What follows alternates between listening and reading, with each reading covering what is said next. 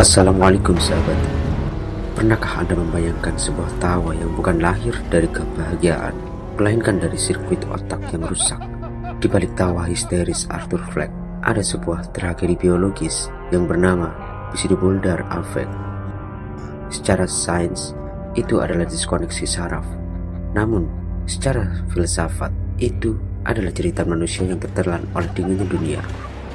Arthur bukan sekedar penjahat yang kita benci. Ia adalah cermin retak dari masyarakat yang kehilangan empati. Gotham adalah tentang apa yang terjadi jika kasih sayang dicabut dari akar sosialnya. Hari ini, kita tidak akan membedah sebuah film. Kita akan membedah keruntuhan mental, kegagalan sistem, dan sebuah transisi gelap dari seseorang yang mencoba mencari makna menjadi seorang nihilis yang menganggap seluruh penderitaan dunia hanyalah sebuah lelucon besar. Selamat datang di bedah karakter Arthur Fleck. Mari kita lihat seberapa dalam kegelapan itu.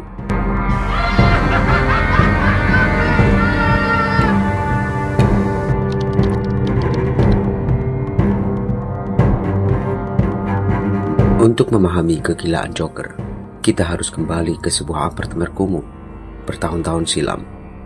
Jauh sebelum riasan badut itu menempel di wajahnya, ada seorang anak kecil yang bernama Arthur yang tidak pernah tahu arti pelukan hangat.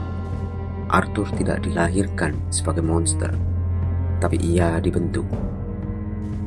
Catatan medis menunjukkan sebuah kengerian, trauma fisik yang parah, cedera kepala saat ia terikat di radiator oleh kekasih ibunya, sementara ibunya sendiri hanya menonton dalam delusi.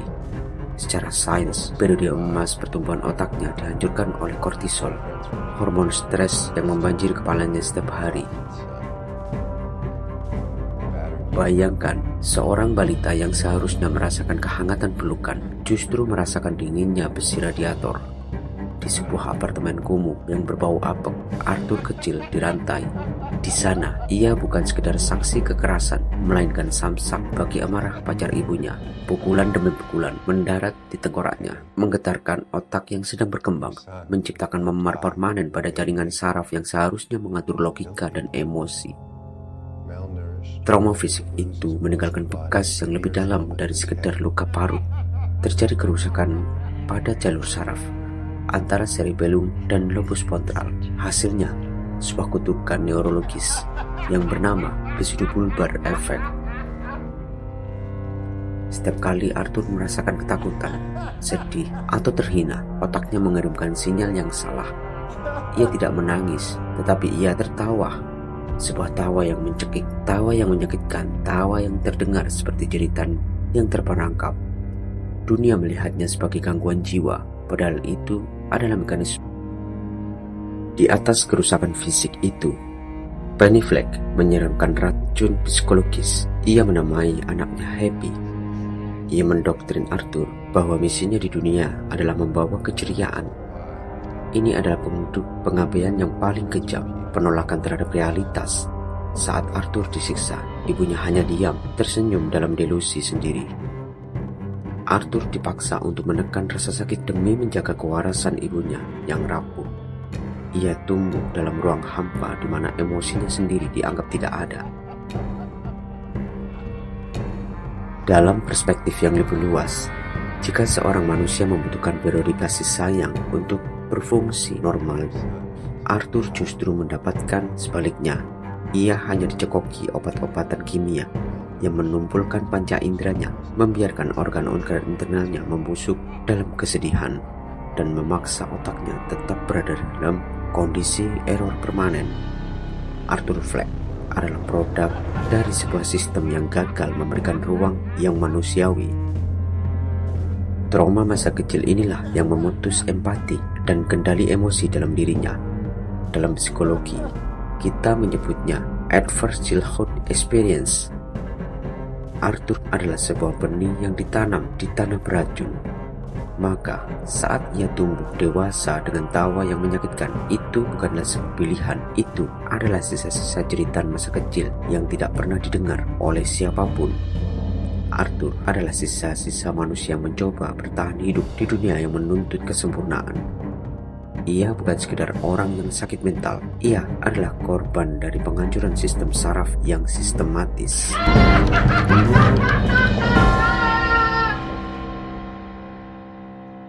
Di dunia Arthur yang sempit, Randall adalah sosok yang ia anggap sebagai kawan, seorang rekan badut yang tampak peduli. Namun, di balik topeng solidaritas itu, Randall adalah parasit sosial yang menggunakan kelemahan Arthur untuk menyelamatkan dirinya sendiri. Pengkhianatan ini dimulai dengan sebuah tindakan yang seolah-olah baik. Randall memberikan sebuah pistol kepada Arthur dengan alasan untuk perlindungan diri setelah Arthur dipukuli di gang sempit. Namun, ini adalah jebakan licin. Randall tahu bahwa Arthur tidak stabil secara mental dan tidak seharusnya memegang senjata. Pemberian itu bukan didasari rasa iba, melainkan niat terselubung untuk menyerumuskan Arthur. Saat pistol itu tidak sengaja jatuh di sebuah rumah sakit anak-anak, Randall tidak berdiri membela kawannya.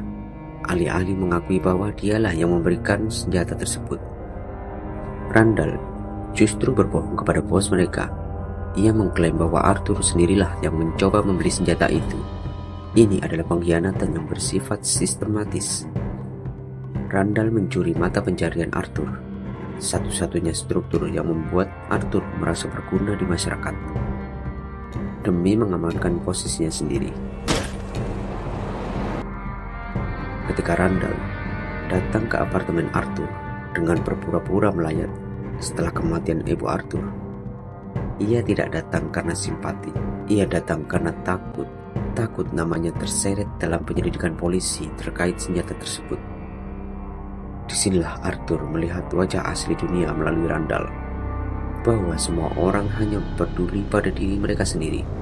Arthur akhirnya memahami bahwa kebaikan Randall hanyalah transaksi busuk.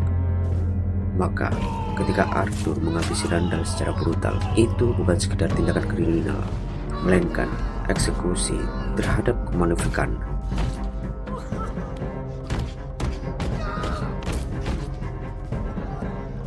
Setelah Arthur menghabisi Randall secara brutal di apartemennya, Gary yang ketakutan setengah mati meringkuk di pojok ruangan. Secara logika, Gary adalah saksi kunci pembunuhan.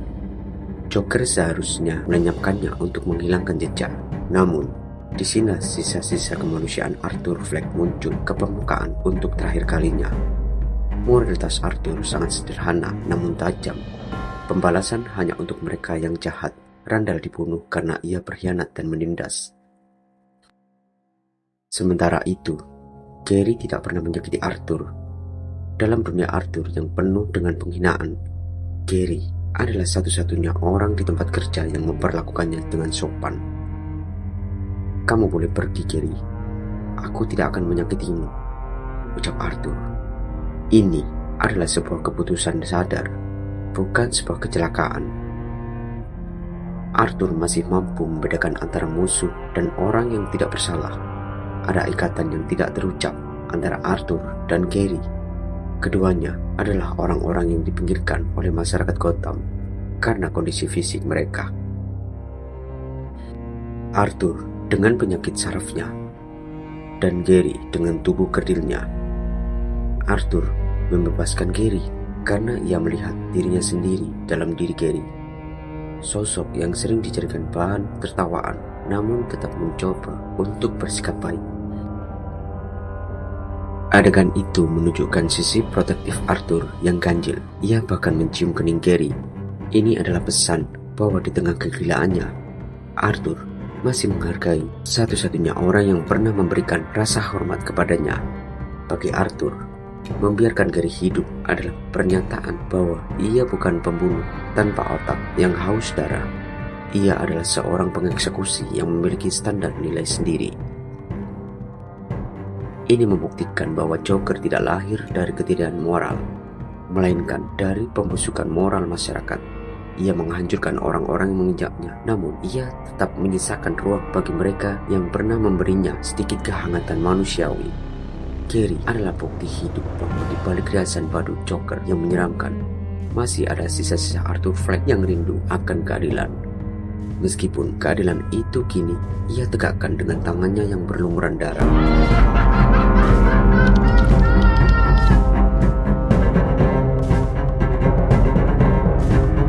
Jika pengkhianatan Randall menghancurkan kepercayaan Arthur pada sesama manusia, maka penghinaan dari Murray Franklin menghancurkan harapannya pada dunia secara keseluruhan.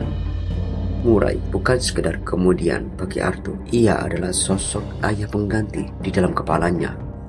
Simbol dari kesuksesan yang ingin ia raih bagi Arthur yang tumbuh dalam pengabaian televisi. Murray Franklin adalah orang tua keduanya. Murray Franklin adalah mercusuar di tengah kegelapan Gotham. Seorang pria yang Arthur bayangkan akan memeluknya, mengakuinya sebagai anak, dan berkata, "Aku akan memberikan segalanya untuk memiliki anak sepertimu." Namun, kenyataan tidak seindah layar kaca. Pengkhianatan Murray terjadi saat ia menayangkan potongan video stand-up komedi Arthur yang gagal di acara televisinya. Murray tidak mengundang Arthur karena bakatnya. Ia mengundang Arthur untuk dijadikan bahan olok-olokan nasional. Luka mental, kegagapan, dan penyakit tawa Arthur dijadikan konten untuk menghibur jutaan penonton. Bagi Murray, Arthur hanyalah badut gagal yang bisa mendongkrak rating acaranya. Arthur datang ke acara tersebut dengan harapan terakhir untuk dilihat. Namun, di bawah lampu panggung yang terang, ia menyadari bahwa idolanya adalah bagian dari sistem yang kejam. Sistem yang mentertawakan orang yang tertindas demi kesenangan orang kaya. Murray tidak melihat manusia di balik riasan badut Arthur. Ia hanya melihat sebuah lelucon yang aneh. Puncaknya adalah ketika Arthur menggugat moralitas Murray secara langsung di depan kamera. Ia menyadari bahwa Murray adalah perwakilan dari masyarakat yang munafik. Mereka yang menentukan apa yang lucu dan apa yang tidak, siapa yang berharga dan siapa yang boleh diinjak. Penghinaan Murray adalah pemicu yang membuat Arthur memutuskan untuk berhenti menjadi korban. Ia menarik pelatuk terhadap Murray.